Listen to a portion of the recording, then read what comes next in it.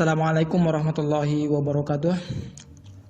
Alhamdulillah, puji-pujian hanya milik Allah Subhanahu wa taala. Salawat serta salam atas junjungan Nabiullah Muhammad sallallahu alaihi wasallam. Alhamdulillah teman-teman sekalian, para pendengar pelita yang setia, kita sudah memasuki 10 hari terakhir di bulan Ramadan.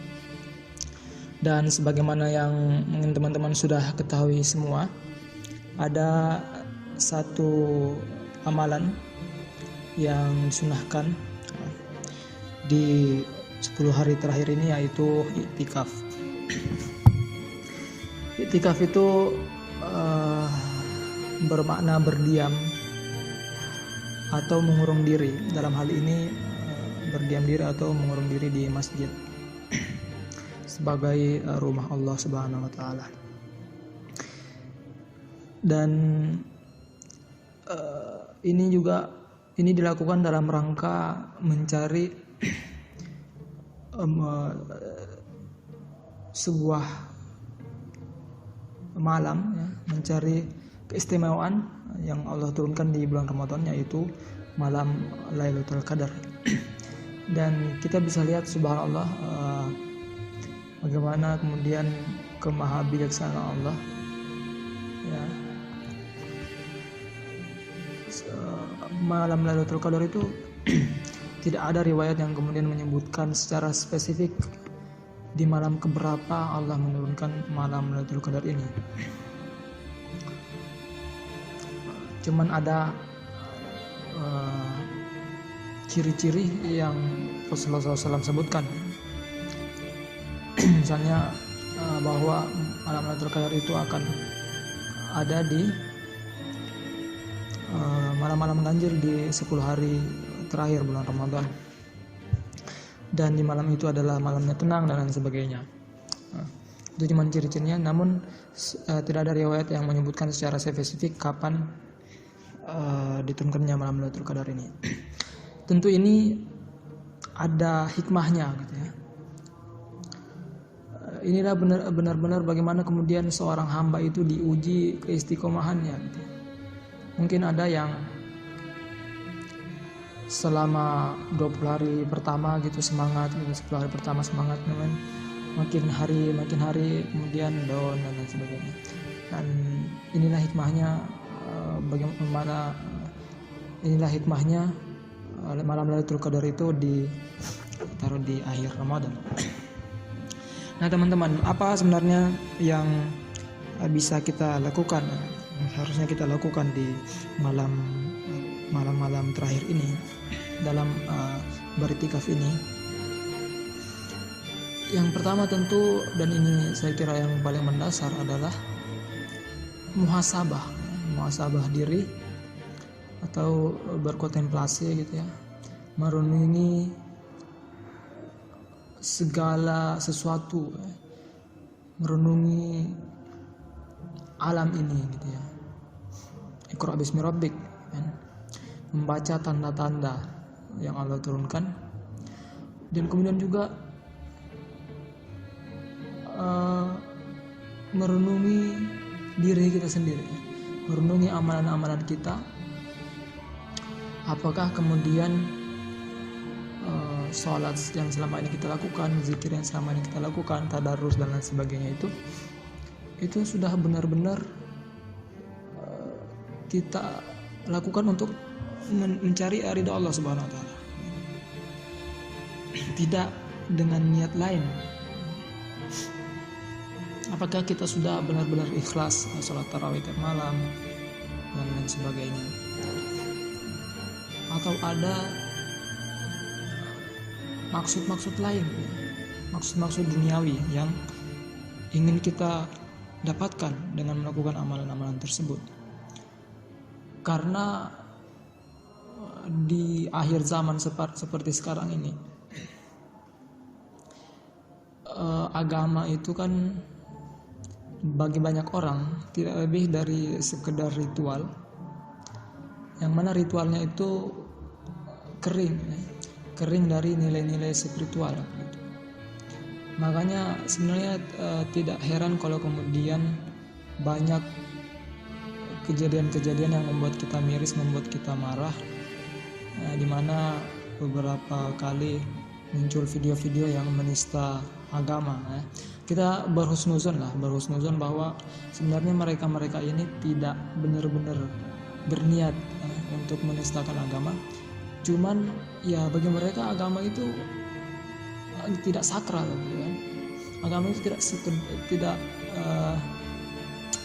agama itu mereka pandang hanya sekedar seperti sholat dengan gerakan-gerakannya itu, puasa dengan tidak makan dan minum dan lain sebagainya, tanpa mereka memahami sebenarnya kenapa sih kita harus sholat, kenapa sih kita harus berpuasa dan lain sebagainya. Dan mereka tidak melihat tanda-tanda kebesaran Allah, sehingga ya sekedar ritual hanya karena kebiasaan dan lain sebagainya itu. Yang kedua, di dalam 10 hari terakhir ini juga kita bisa manfaatkan untuk kemudian memperbanyak ilmu, ya, meningkatkan keilmuan kita khususnya terhadap agama ini, karena agama ini kan tidak bisa dilakukan secara sembarangan, sebagaimana dalam kitab Tazkiyatun Nufus ada 2 syarat dikabulil amal, diterimanya amal, yaitu al-ikhlas wa mutabati Rasulullah, ikhlas dan kemudian mengikuti Rasulullah SAW. Nah, tentu ini kita gunakan untuk mencari tahu apakah sholat yang selama kita ini lakukan, ibadah-ibadah yang selama ini kita lakukan sudah benar-benar sesuai dengan apa yang Rasulullah ajarkan, bagaimana yang beliau sebutkan atau diceritakan oleh sahabat-sahabat dalam hadis-hadis. Nah, apalagi dalam sebuah ayat itu kan disebutkan, Allah berfirman, a'udzubillahi minasyaitonirrajim, innama yakhshallahu min ibadihi al-ulama. Sesungguhnya hanyalah yang takut kepada Aku itu orang-orang yang berilmu. Allah nggak sebutkan sesungguhnya yang takut kepada Aku adalah orang-orang yang beribadah. Artinya orang-orang yang berilmu kemudian melakukan ibadah itu memang membekas di jiwanya. Mereka bisa melihat sesuatu yang tidak bisa dilihat hanya dengan tanpa berpikir begitu, hanya dengan gerakan-gerakan ritual sholat dan lain sebagainya. Tetapi orang-orang berilmu ini beribadah benar-benar karena mereka tahu, ya kan, bahwa memang Allah itu harus disembah dengan sesuai dengan apa yang Ia inginkan, begitu kan.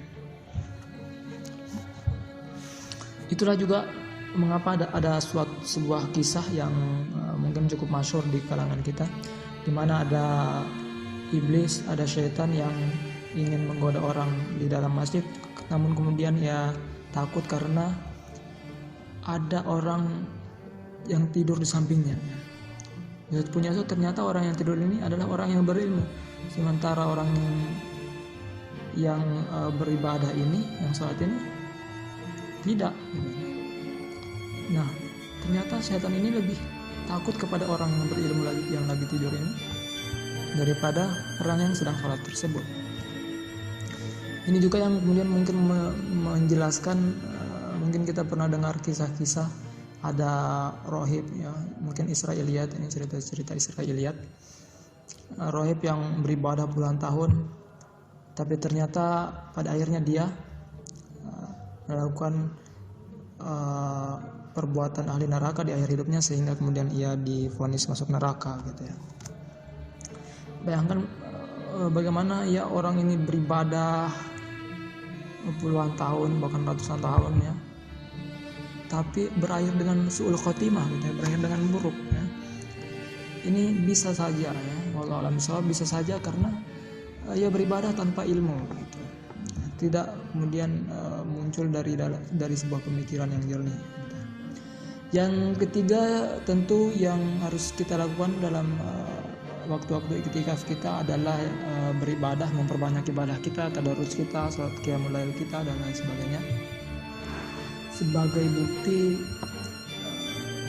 bahwa kita itu serius dan Allah kemudian melihat kita sebagai orang yang layak diganjar pahala dan dipertemukan dengan malam Lailatul Qadar, yang mana malam ini adalah khairum min alfi syahrin, lebih baik daripada 1000 bulan.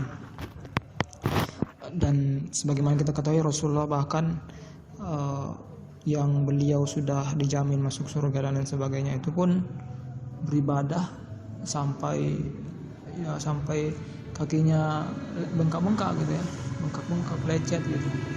Apalagi kita yang sudah banyak dosa gitu kan, nggak merasa lagi gitu.